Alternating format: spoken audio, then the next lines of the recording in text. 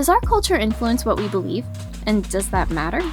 Well, first of all, of course the culture we grew up in influences what we believe. That's why Australians enjoy Vegemite and call McDonald's Maccas. This influence obviously extends to more important things, like our religion. This is partly why upwards of 75% of people in America identify as Christians, as opposed to only 4% of people in China. But wait, does that mean my beliefs about Christianity aren't founded on anything other than my parents' beliefs? Of course not. In fact, if you want to use this as an objection to dismiss Christianity, it commits what we call the genetic fallacy. That's a logical error. The genetic fallacy happens when you dismiss or accept an idea based upon where it comes from, its genesis or its origin. Instead, you should accept or dismiss an idea based on its own merits. For example, if someone with a zoology degree told you that giraffes were just really big snakes with legs, would that make it true? Just because a zoologist said it? No. In the same way, if your 5th grade teacher was a cannibal, but she taught you that the Earth rotates around the sun, would you dismiss her teachings just because she likes the sweet, sweet taste of human flesh? Well, you shouldn't. And it's the same with the ideas of our cultures.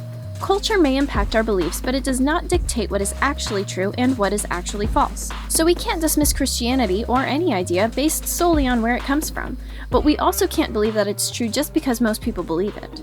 Okay, but if culture influences us so much, how is it even possible to know which worldview is true?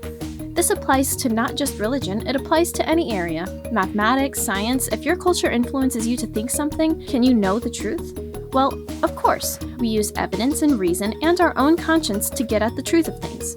There's all kinds of ways that our rational minds can understand truth, even if we're influenced by the culture. So we shouldn't believe what our parents or our culture believes just because they believe it. And this goes for Christianity too. God didn't say that you will go to heaven because your parents were Christians. He didn't even say that you'll go to heaven because you go to church or do Christian things. He said, if you confess with your mouth that Jesus is Lord and believe in your heart that God raised him from the dead, you will be saved.